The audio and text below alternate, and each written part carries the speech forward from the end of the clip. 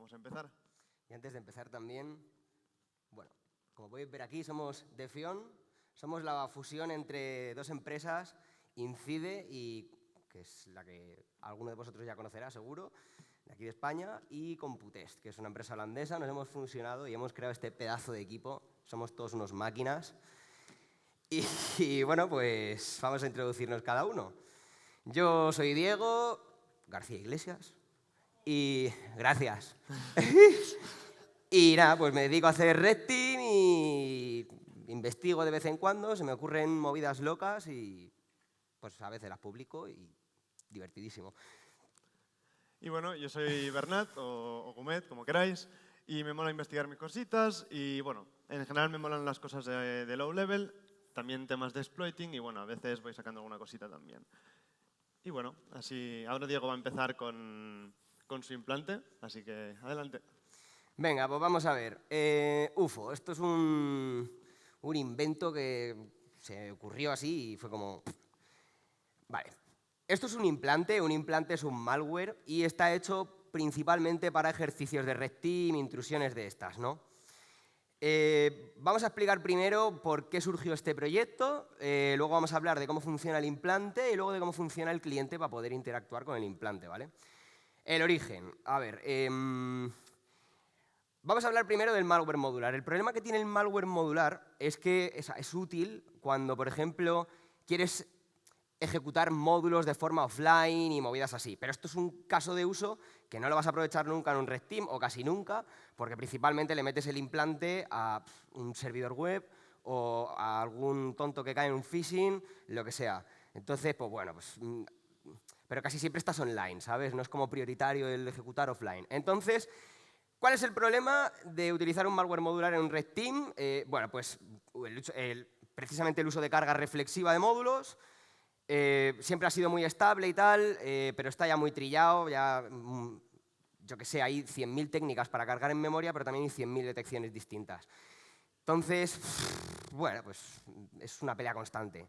Luego también otro problema que tiene este tipo de malware es que, bueno, ya de por sí, este tipo de malware suele ser gigantesco, rollo 100.000 bytes. Además te engañan, te dicen, no, esto era un shellcode que podías cargar, y es mentira. Luego lo que hace es cargar una DLL también de forma reflexiva y luego todos los módulos también de forma reflexiva. Hay algunos que pesan, yo qué sé, quieres listar DNS y te pesa 20.000 bytes el módulo y dices, joder, tío, es que estoy consumiendo toda la memoria del ordena, tío. Bueno, luego otro problema que tiene es el tema de que se te pueden filtrar módulos. A ver, esto es un poco ya más la película, porque en un red team, pues... Pero tú imagínate que tienes una escala de privilegios en Windows y lo tienes en un módulo, pues al final, si tú utilizas ese módulo para elevar privilegios en Windows, si alguien se hace con tu módulo, a la hora de cargarlo, pita algo, lo que sea, tienen telemetría para sacarlo, se jodió el zero day, cagaste, o sea, te quedaste sin exploit. Y bueno, luego otro problema que tienen este tipo de implantes es que son ultra, hiper mal optimizados, quiero decir. O sea, si yo, por ejemplo, voy a listar un directorio, al final, muchas veces este tipo de implantes cargan ese mismo, o sea, solicitan al C2 el módulo, que a lo mejor pesa, pues eso, 20.000 bytes, cada vez que lo quiere utilizar. O sea, ya estás metiendo 20.000 bytes de tráfico por la cara. Luego, por encima, haces todo el procesado del output en el módulo y se lo escupes al C2, entonces estás también consumiendo un montón de CPU. O sea, al final consume un montón de ancho de banda y de CPU. No vale para nada. O sea, para un red team seguro que se puede hacer algo mejor. Y aquí es donde sale UFO, que UFO es un Syscall proxy. Un Syscall proxy esto tampoco es algo nuevo, pero es la primera vez que se implementa en un implante. Esto ya existía con Railgun en Meterpreter y había un tío que se llama, creo que era IDOF31, que hizo uno que se llamaba Machine Gun, pero luego se le fue la olla y dijo, lo voy a borrar de GitHub en el mismo día. Pues bueno. Pero nadie lo había hecho en formato implante, así que llegué yo y dije, pues voy a hacerlo en formato implante, y ahí está. Básicamente, esto te permite leer memoria, ejecutar memoria y llamar a funciones de la API de Windows. Entonces ya no tienes que cargar módulos, simplemente le dices al implante, léeme esto, ahora me ejecutas esto, ahora me escribes esto aquí y ahora me lo vuelves a ejecutar con esta otra función. Pum, a MessageBox. Está increíble. Bueno, luego otra cosa buenísima que tiene es que pesa súper poco el shellcode, o sea, al final pues, te ocupa 1.300 bytes el shellcode y ya no hay que cargar nada más, lo cual está increíble. Lo puedes meter en exploits, lo puedes meter en ejecutables, en DLLs, inyecciones de procesos, IoT, lo que quieras. Increíble. Bueno, luego lo bueno es que también te protege los módulos porque no coges el módulo de la LP y dices, ¡pum!, lo cargo. No. O sea, coges y le dices, vale, me vas a alojar este espacio de memoria, ahora vas a escribir esta cosa, ahora vas a llamar a esta función que provoca la explotación de esto, 3 doritos más tarde tienes el EP y nunca has filtrado el módulo. ¿Te pueden hookear el implante y pillarte como lo haces? Sí, pero es raro, ¿vale? O sea, ya te tienen que tener muy fichado para eso. Generalmente te dan la patada y te sacan de la red y ya. Y bueno, y luego ya lo último es que esto está súper optimizado. Al final casi no consume ancho de banda en la mayoría de escenarios y que consume también muy poca CPU en la máquina infectada. Consume más CPU en tu máquina porque tienes que procesar los datos en tu máquina y eso, pero bueno. Vale, no me enrollo más. Entonces, ¿cómo funciona esto? Tenemos un atacante que se conecta por un canal encubierto al implante y, como os he dicho, a la máquina infectada, y como os he dicho, pues lo que va a otorgarle este implante es lectura de la memoria del proceso, escritura de la memoria del proceso y ejecución de cualquier API de Windows o del sistema operativo para el que lo programéis. Vale, entonces vamos a hacer un bricomanía, así, vamos a simplificar la creación del implante, ¿vale? Y vamos a verlo así, pues vamos a intentar que quede simple, que se entienda. Vamos a empezar. Lo primero que vamos a hacer es pillar una plantilla para poder programar en C y que nos genere shellcode. Aquí hay un tío que se llama 11philip22, que a su vez pilló el repo de otro tío que luego lo borró, pero estaba en Web Machine.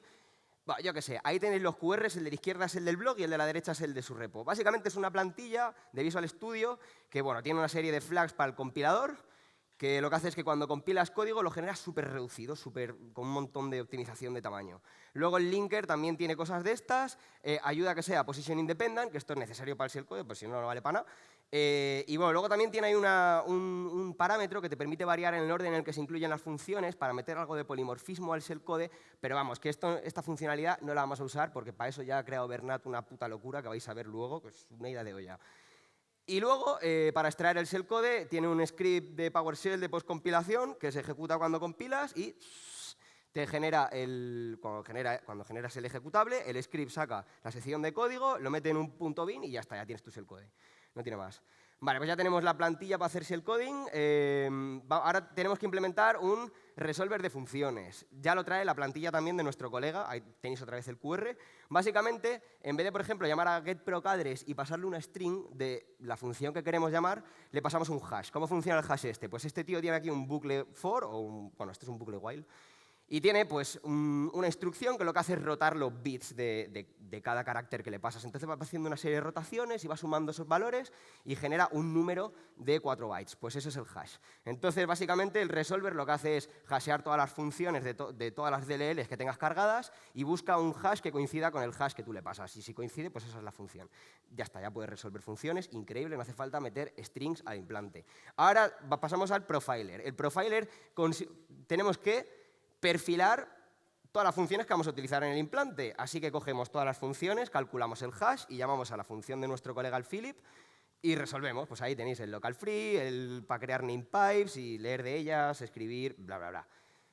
No tiene más misterio. Vale, ya que hemos resuelto todas las funciones que va a utilizar nuestro implante, que son 8, pues vamos a empezar ya a jugar con ello. Vale, lo primero que tenemos que hacer es crear un código que permita al implante escuchar, ¿vale? Datos para hacer movidas. Entonces, lo primero que vamos a hacer es levantar una namepipe, porque es simple. Bueno, pues la instanciamos ahí, metemos el nullbyte terminator y además la podemos cifrar facilísimo utilizando el nullbyte, ¿vale?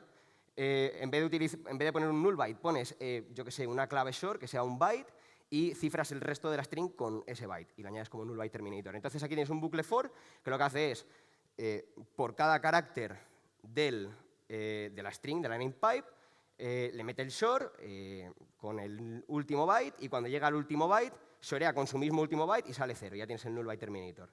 Entonces ya tienes descifrado de la string de la namepipe, que es la única string que hay en el implante. Luego ya le llamas a create namepipe y ya tienes la pipe escuchando en el implante, ¿vale? Ya has creado la namepipe y ya tienes tu canal de input-output. Entonces ahora hay que hacer la rutina en la que el implante recibe el input y escupe el output. Para ello, primero se llama connect namepipe para aceptar conexiones entrantes. Una vez aceptamos la conexión entrante de un cliente, llamamos a readFile para poder leer el input que le llega al implante. Luego, con ese input se lo vamos a pasar al code de dispatcher, porque pues, el input es léeme memoria, escríbeme memoria, ejecuta. Y luego, una vez terminemos de hacer eso, llamamos a writeFile para retornarle una respuesta al atacante, al cliente, y repetimos otra vez. Pues leemos el siguiente input, llamamos al code dispatcher y retornamos respuesta. Y una vez terminemos, pues el cliente se desconecta, llamamos a disconnect namepipe y otra vez a connect namepipe esperando a recibir otra conexión de otro cliente. Y así sucesivamente hasta el infinito y más allá, hasta que muera el implante. Muy bien, pues ya tenemos un canal de input-output, lo hemos puesto, como bien hemos dicho, una namepipe, va a través de SMB. Ya podemos conectarnos remotamente al implante. Perfecto, ahora vamos a hablar del code dispatcher. Entonces ya tenemos el input-output, ahora tenemos que organizarlo. Entonces vamos a hacer una estructura de datos, ¿vale?, para el tema de las lecturas y escrituras de memoria. El primer argumento va a ser 8 bytes que indican la dirección de memoria donde vamos a leer o escribir datos. Luego, el segundo argumento son otros 8 bytes que indican la longitud de la memoria que vamos a leer, rollo, desde la dirección 100 vas a leer 50, ¿sabes? Y luego, ese buffer que tenemos ahí abajo del todo, que ocupa 0 de longitud, esto está hecho para que sea un buffer de longitud variable, ¿de acuerdo? Entonces, según la cantidad de espacio que reservas, pues si reservas 100 bytes para esta estructura de datos, tendrás 100 menos 8 bytes disponibles para rellenar de datos, tanto de entrada como de salida, o sea, como de lectura como de escritura. Vale, pues nada, el code dispatcher, básicamente, no hace falta que os leáis este código, que es una fumada. Básicamente es un bucle for que rellena ese buffer o utiliza el buffer ese de input para escribirlo en la memoria que solicite el cliente en el implante y ya está. O sea, literalmente es un bucle for para leer o escribir, no tiene más. Y luego, pues otra estructura de datos, básicamente, pues los primeros 8 bytes serán, esto es para ya llamar a funciones del API de Windows. Los primeros 8 bytes serán el número de argumentos que vamos a llamar, pues para poder decir, vale, pues esta función como tiene un argumento, pues le vas a pasar 1. Esta como tiene 4, le vas a pasar pues 4. Y luego el segundo argumento, es el de función. Esto es otro puntero que, bueno, es un puntero a la dirección de memoria donde se encuentra la función que vas a llamar o el hash de la función. Es decir, si tú no sabes dónde se encuentra, yo qué sé, local-alloc para reservar un espacio de memoria, pues puedes pasarle el hash y el implante también te lo resuelve. Entonces está aquí, ¿vale? Básicamente es un if para... ¿Tengo que resolver esta función? Sí, pues entiende este argumento como un hash y lo resuelve a la dirección de memoria de la función y luego la llama, y si ya la has pasado, y si en vez de eso le has pasado ya el puntero a la función, pues simplemente la llama y ya está. Vale, pues ya tenemos prácticamente todo hecho. Ahora solo falta hacer el trampolín para poder llamar a las funciones, porque aquí, si os fijáis abajo del todo, llama una función que se llama proxy execute. Ese es el trampolín. Vale, ¿cómo funciona el trampolín? Pues el trampolín es muy sencillo. Es un código en ensamblador que lo que hace es prepara los argumentos de la función a la que llamamos en la memoria, en los registros y todo, y salta a la dirección donde se encuentra esa función. ¿De acuerdo? Entonces, lo primero que hace es rellena los registros RCX, RDX, R8 y R9 con el primer, segundo, tercer y cuarto argumento, y si hay más argumentos, los mete en la pila, porque el resto de argumentos van en la pila, es el formato estándar de Windows, y ya una vez ha preparado todos los argumentos, salta a la función y la ejecuta, retorna otra vez al implante y ya tienes el retorno y todo. Ya está, esto es el implante, es una gilipollez. Vale, pues vamos a ver aquí un ejemplo. Vais a ver. Esto, bueno, tenéis que compilar en release, importante, si compiláis en debug, feo. Compiláis, aquí esto se ejecuta, ahora podéis aquí ver el output del script de postcompilación, genera aquí el .bin. Si veis en propiedades, pues esto pesa 1277 bytes, increíble qué poco pesa, es igual de pequeño que mi iPhone 17R. Es increíble, o sea, tecnología 10 de 10, compráoslo. No me pagan, ¿eh? Vale, pues nada, cogemos el shellcode que escupe lo que hacemos es pasamos el .bin a un código C, que lo que hace es mete todo el shellcode en un array de bytes. A ver si puedo tirar para atrás un poco. No encuentro el cursor ahora. Vale, pues lo que hace es mete el shellcode en un array de bytes que pone un signet char shellcode y arriba pone decl spec allocate text. Básicamente lo que hace es mete este array de caracteres en la sección de texto del ejecutable. Entonces, tú luego lo puedes llamar sin tener que hacer un virtual alloc, luego el virtual protect para darle rx y luego llamarlo. Ya te lo saltas, da igual. Como total no estamos haciendo nada de carga reflexiva, pues... Y esto luego lo podéis utilizar pues, para meterlo en vuestros ejecutables, en vuestras DLLs, en vuestros drivers, si la dais soporte para cosas de kernel, lo que queráis. Vale, y ahora vamos a hacer el cliente. Lo primero, bueno, como estamos utilizando SMB para abrir comunicación con el implante, utilizamos InPacket. Bueno, esto es código por defecto. Podemos hacer login con usuario contraseña, usuario hash o Kerberos. Bueno, luego tenemos que conectarnos a la pipe. Para ello abrimos el share IPC $, que seguramente lo habéis visto alguna vez. Pues ahí podéis encontrar las namepipes expuestas a nivel de red en la máquina. Os conectáis a la namepipe y luego vamos a meter 3 funciones. La de cerrar la conexión, para cerrar la conexión. La de leer, pues para leer de la namepipe. Y la de escribir, para escribir en la namepipe.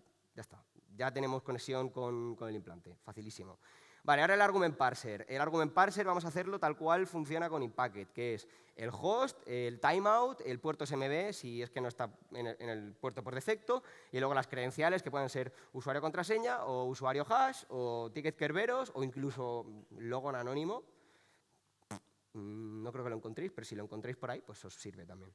Y luego el resto de argumentos, pues los podéis meter. Si os hacéis algún módulo que haga, yo qué sé, quiero que utilices el invento que hicieron en la navaja negra pasada para reventar el teclado del tío este, tal. Pues puedes. Programas el módulo y ya está. Vale, siguiente punto, pues ahora hay que interactuar con el code dispatcher. Bueno, pues lo mismo, como antes habíamos visto unas estructuras de datos, ahora las voy a representar en gráficos y lo único que hay que hacer es generar estas estructuras de datos en Python y pasárselas al implante para escribir, leer. Vale, los primeros 8 bytes de los paquetes son cabeceras. El verification ID ahora mismo no está en uso, pero lo podéis utilizar para meterle asincronía al implante. Yo lo he dejado síncrono.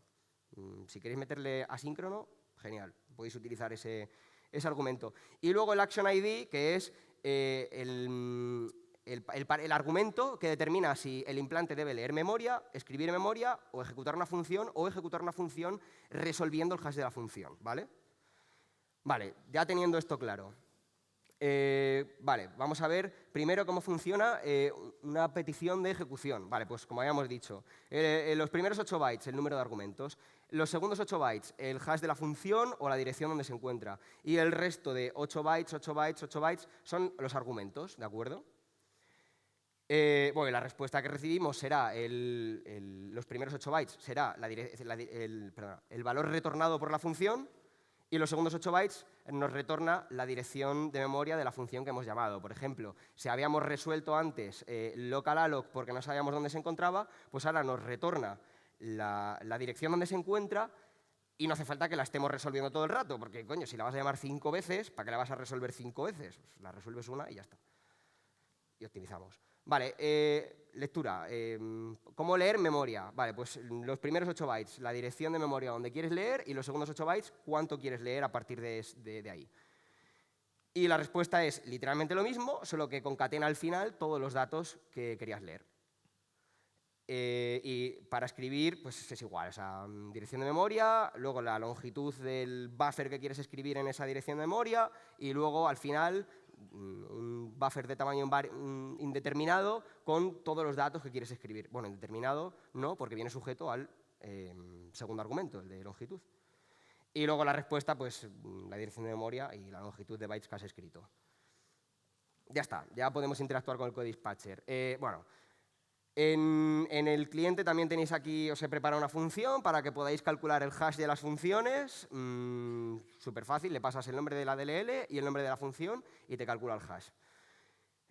Ya está. Luego, os he metido también unas cuantas utilidades en el cliente para que podáis llamar a malloc, a calloc, podéis también liberar estos buffers de memoria reservados en el heap con free. Luego también podemos utilizar la NTDLL para llamar a funciones como strlen y wcslen, que esto también es muy útil si trabajáis con estructuras como Unicode string y mierdas de estas. Y ya está, estos son los útiles. Y ahora vamos a ver, por ejemplo, qué cosas podemos hacer con este bicho, ¿vale? Vamos a ver unos ejemplos de módulos que os he preparado. Vosotros luego ya os programáis los que os dé la gana, pero yo os he regalado 4. Vale. El primero nos va a permitir sacar una message box, un pop-up, ¿vale? Lo primero que hacemos es, vamos a alojar memoria para almacenar el título del pop-up y el mensaje del pop-up. Luego lo que hacemos es escribir en esos buffers que hemos reservado el título y el mensaje. Luego lo que hacemos es llamamos a messagebox A para que salga el pop-up y luego ya por último pues liberamos los buffers y ya está. Vale, este es el primer módulo. El segundo módulo ya es un poco más interesante. Este te permite sacar todas las entradas de la caché DNS, ¿vale? Todos los records. Entonces, esto es como cuando haces, ¿cómo era? ipconfig display DNS, pues así. Básicamente llamamos a DNS get cache data table, que esto te saca pues todas las entradas de la caché DNS. Luego leemos de ese buffer pues, leemos todas las entradas de la caché DNS en sus respectivos buffers donde esté guardado. Y luego ya por último liberamos el buffer este con DNS record list free. Y ya está. Y luego os he puesto también un módulo que se llama suicidio, que básicamente es para matar al implante. Escribes en la dirección 0 un byte cualquiera, un null byte, y va a petar porque lo puedes escribir en la dirección 0. Eso está fatal. Pero bueno, pues así lo matas facilísimo. Y luego también os he metido también un módulo, porque hay veces que dices, me gustaría reiniciar la máquina, pero no tengo permisos, pues a tomar por culo, pantallazo azul. Y esto es una técnica conocidísima, que es llamar a una función que se llama RTL, adjust privilege, con estos argumentos, y luego net raise hard error con otros argumentos. Y fuerzas el pantallazo azul y todos felices. Y ya está, esto es el cliente, es una estupidez, como habéis visto, y con la tontería que hemos hecho un implante súper avanzado. Vamos a ver cómo funciona esta locura. Entonces, cogemos el main.py, aquí veis los 4 módulos que están preparados, ya tenemos el implante corriendo, vamos a conectarnos con credenciales no privilegiadas, lo corremos y sale el pop-up. Vamos ahora a comentar el módulo del pop-up y ahora vamos a llamar al de la caché DNS. Nos conectamos otra vez, remotamente, ¡pum! Y te saca todas las entradas DNS de la máquina. Y bueno, el último módulo que vamos a ejecutar es el pantallazo azul para que veáis que podemos reiniciar la máquina. Y ya está. Y tocotó. Y ya está, eso es el implante.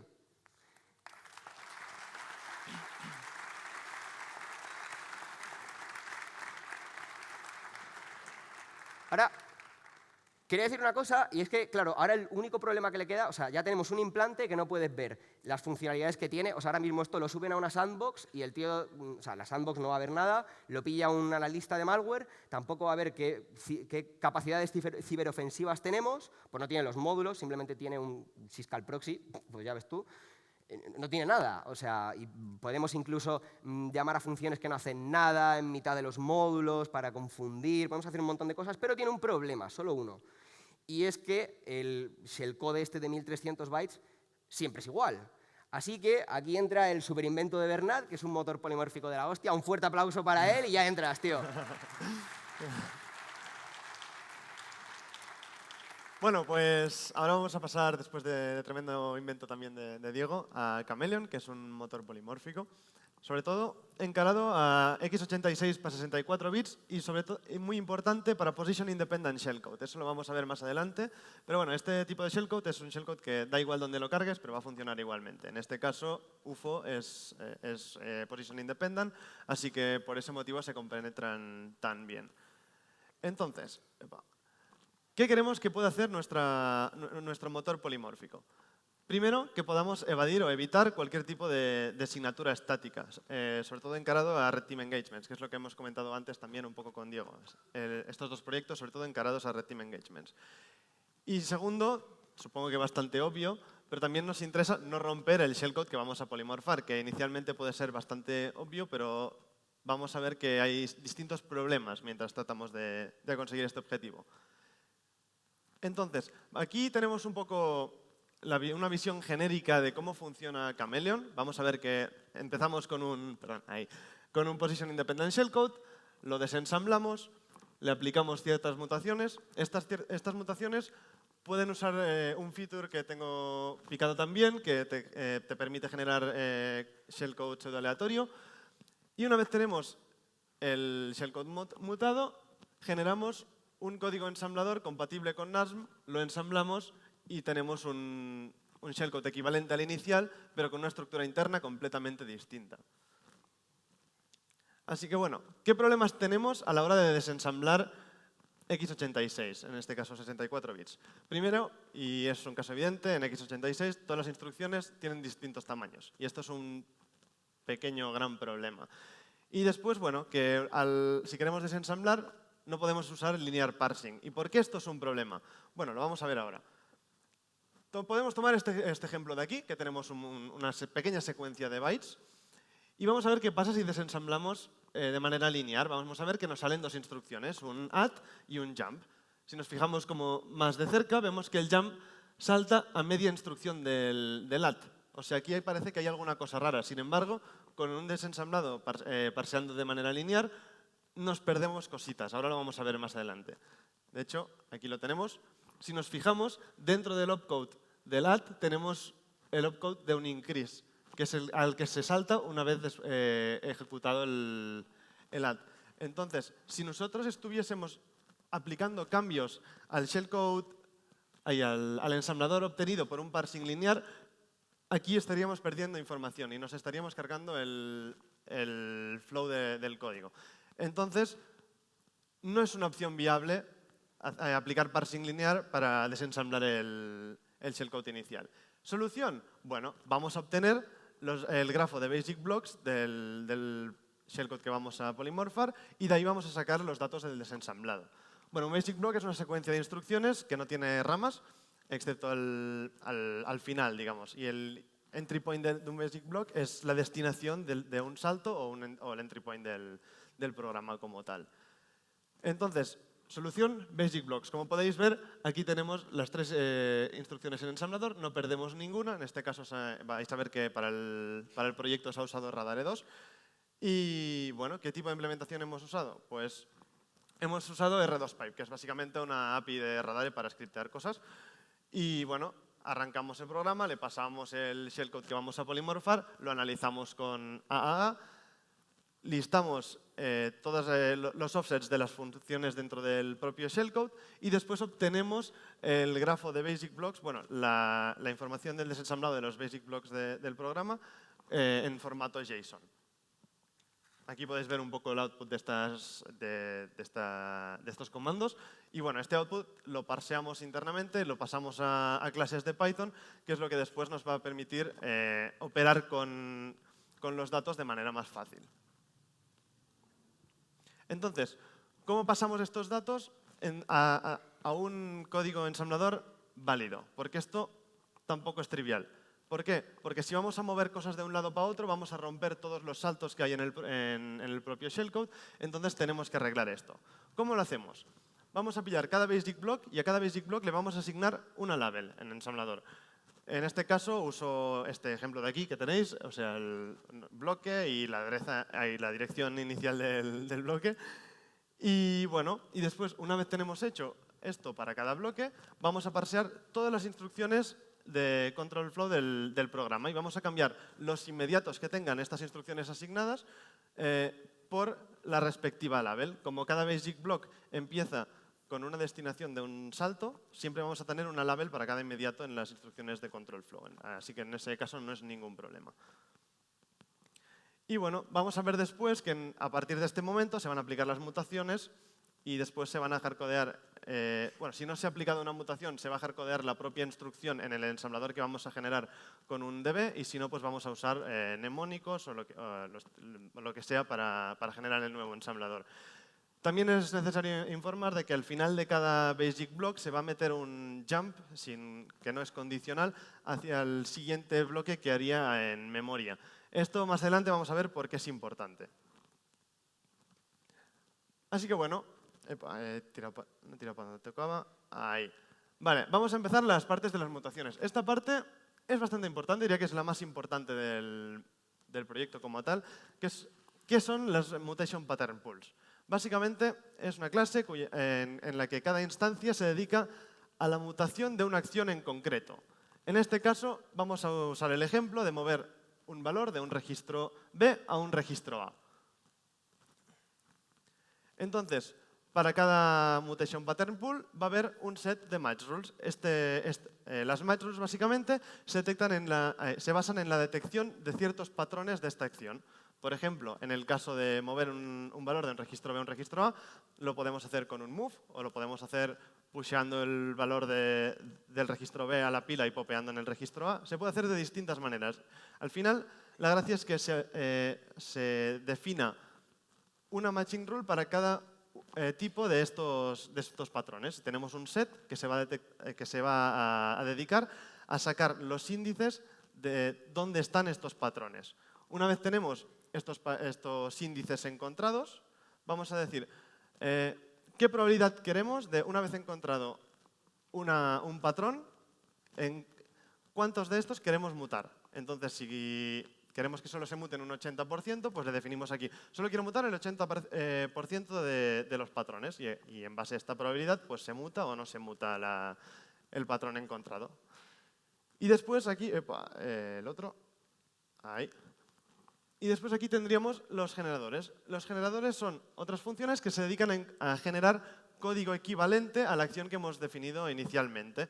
En este caso, da igual el tamaño del código equivalente, puede ser mucho mayor que el original, puede ser menor, da absolutamente igual. Y aquí es donde podemos usar del feature que habíamos comentado antes de generar código pseudoaleatorio, que más adelante vamos a explicar cómo funciona. Entonces, una vez esté el código equivalente creado y se haya decidido aplicar la mutación, simplemente se va a intercambiar los datos. O sea, vamos a quitar el patrón encontrado y vamos a meter todo el código generado que es equivalente. Entonces, no estamos rompiendo nada al final. Vale, parte importante, la gracia de este proyecto es que os implementéis vuestras propias mutaciones. Vais a ver que al final, en lo que vamos a publicar, tiene algunas mutaciones definidas, pero la gracia es que os podáis picar vuestras propias reglas de matching y vuestros propios generadores. De esta manera, pues podéis sacarle mucho provecho al proyecto como tal. La gracia de esto, pues que al final podéis usar cualquier dato que se extraiga de las instrucciones en el proceso de desensamblado, ya sean los opcodes, los mnemónicos o los operandos como tal, los bytes o hasta el propio ESIL de las propias instrucciones. Y bueno, y al final, pues esta es la parte, diría yo, más importante de este proyecto. Y bueno, recordamos que antes habíamos dicho que le habíamos metido un jump forzado al siguiente bloque en memoria. Pues bueno, esto es lo que ahora nos permite reordenar todos los bloques del propio shellcode y que no se pierda el flow de ejecución. En este caso aquí podemos ver un ejemplo. Ahí arriba tenemos cómo estaría la estructura antes de reordenar los bloques y aquí abajo podemos ver cómo, aun haber reordenado los bloques, el flow del código se mantiene. O sea, vas a saltar al bloque que tocaría y de ahí, pues, bueno, no se rompe el código. Esta es la parte, bueno, está bastante bien esta parte también. Seguimos. Una vez hemos reordenado todos los bloques, pues puede ser que algunos bloques sigan manteniendo el orden inicial. En este caso, no nos interesa que haya un jump justo a la siguiente instrucción de memoria.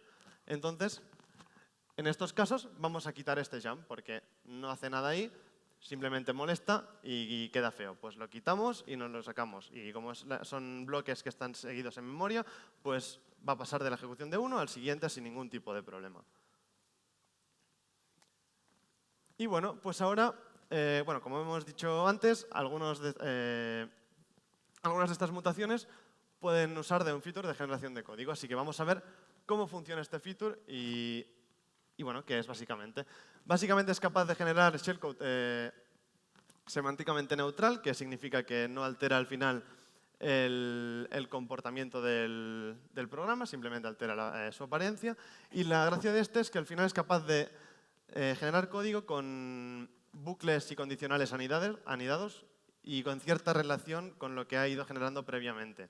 No he usado IA en este caso, lo siento para los que le mola mucho este tema. ¿Se podría aplicar en un futuro? Se podría, de momento no está. Y bueno, ¿cómo funciona? Empezamos pillando una pool general de registros, los General Purpose Registers, y escogemos un registro primario. Una vez tenemos este registro primario, miramos si se ha usado en este propio shellcode generado previamente este registro. Y si no se ha usado previamente, lo guardamos. En este caso, generamos un gadget que te guarda este registro en la pila. y a la vez generamos otro para restaurarlo. Este nos lo guardamos para saber simplemente su tamaño. Una vez tenemos esto hecho, escogemos un registro secundario. Este lo vamos a escoger de entre los que están guardados. Así nos ahorramos el tema de mirar si se ha usado previamente o si está guardado. Así que no nos cargamos cualquier valor previo del programa. Una vez hecho esto, vamos a escoger un gadget o una instrucción de manera pseudo-aleatoria. Esto va definido también por pesos. Y bueno, a generar. Y cada una va a tener unos requisitos de tamaños de registro. Entonces vamos a generar o vamos a escoger el tamaño de registro que vamos a usar en función de los requisitos que tenga el gadget o instrucción que vayamos a generar. Y finalmente, bueno, vamos a generar el gadget o la instrucción y lo vamos a ensamblar. Una vez hecho esto, vamos a mirar si tenemos aún espacio para seguir generando instrucciones. Si aún tenemos espacio, vamos a repetir todo el proceso que hemos estado comentando hasta ahora. Y si ya nos queda poquito pues, o simplemente suficiente para añadir los gadgets de restauración de los registros de la pila, pues vamos a añadir estos gadgets y vamos a devolver el shellcode. Y bueno, aquí ahora tenemos un pequeño ejemplo de cómo se podría o cómo está programada una instrucción para la generación de este propio shellcode. Una muy sencillita, mover el registro RSP a cualquier registro. En estos casos, no podemos mover RSP a un registro de menor tamaño que 64 bits. Entonces, le definimos, esta instrucción solo permite tamaños de 64 bits. El último uno es el peso de la instrucción a la hora de escogerlo. Y bueno, simplemente como para que se vea un poco el ejemplo. Para gadgets un poco más complejos, como por ejemplo este, que simplemente compara dos registros, bueno, se pueden hacer cosas más complejas. En este caso, ¿por qué lo pongo? Lo pongo para fijarnos sobre todo en la parte esta de get en junk instructions. Esto es importante para indicar que en la generación de gadgets podemos de alguna manera repetir parte de este proceso, sobre todo las partes 4, 5 y 6, para ir añadiendo como instrucciones dentro de los gadgets, nuevas instrucciones pseudo-aleatorias dentro de los gadgets que estamos generando también. Y eso nos permite que dentro de un if, en este caso, pues se escoja otro if, o se escoja otro bucle, o se escojan n instrucciones o gadgets de manera aleatoria. Esto permite que pues, se vaya generando un poco de estructura dentro del código que estamos generando. Y bueno, finalmente, una vez tenemos todo este shellcode generado, pues lo hardcodeamos dentro del bloque de ensamblador que estamos haciendo mediante db. Último paso, bueno, pillamos, le metemos un header al ensamblador que hemos estado generando, en este caso para que sea compatible con NASM. Y de aquí lo más importante comentar es que nos interesa que todos los saltos sean relativos. Esto es muy importante para poder mantener el position independent de todo el código. Y de esa manera no rompemos nada y se puede seguir ejecutando correctamente. Entonces, dicho esto, vamos a ver aquí un pequeño vídeo. Simplemente es para mostrar un poco la diferencia entre el entry point de una reverse shell de Metasploit previamente a polymorphar y después de polymorphar. Este output es antiguo, pero se va a poder ver también. Voy a avanzar esto porque aquí estoy generando las imágenes estas. Y aquí vamos a ver. Esto sería un poco el grafo de bloques previo a la mutación. Y ahora saldrá el de post-mutación. Esto está generado con mutaciones muy basiquitas y metiéndole bloques de código bastante pequeñitos. Así que al final esto se puede extender muchísimo y bueno, puede cambiar hasta muchísimo más también. Vamos a pasar al siguiente. Aquí lo que vamos a hacer es polimorfar ya el implante de Diego, UFO. Aquí vemos el UFO previo a la polimorfización y ahora vamos a polimorfarlo. Este output ya es más nuevo. Y ahora vamos a ver cómo cambia de tamaño. En este caso pasa de los 1200, casi 1300 bytes a 6500, porque estamos añadiendo shellcode al final. Y como vais a poder ver, eso no rompe de ningún tipo, bueno, no rompe de ninguna manera la ejecución del propio implante que estemos modificando. Aquí vamos a ver cómo puede leer perfectamente todos los... Bueno, estamos preparando el implante ahora.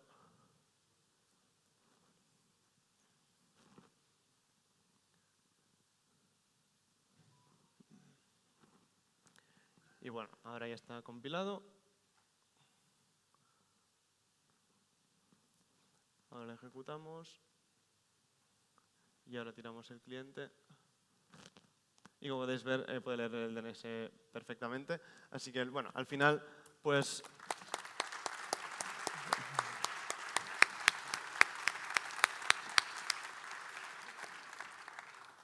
Bueno, como podéis ver, la ejecución no se rompe, todo perfecto. Y bueno, podéis hacer pruebas. Yo recomiendo que probáis, porque al final tiene bastante potencial. Y vais a ver que podéis meter un montón de cosas por ahí.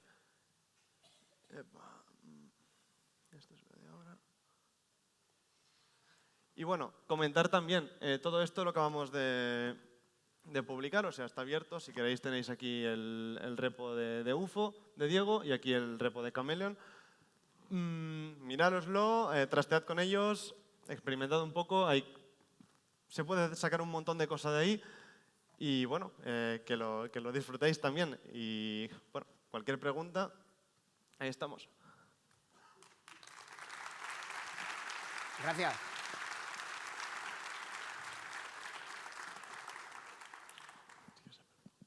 Hello. Hola, estoy aquí. ¿Alguna pregunta? Ah, mira, aquí abajo. Mira, qué bien. Así me gusta.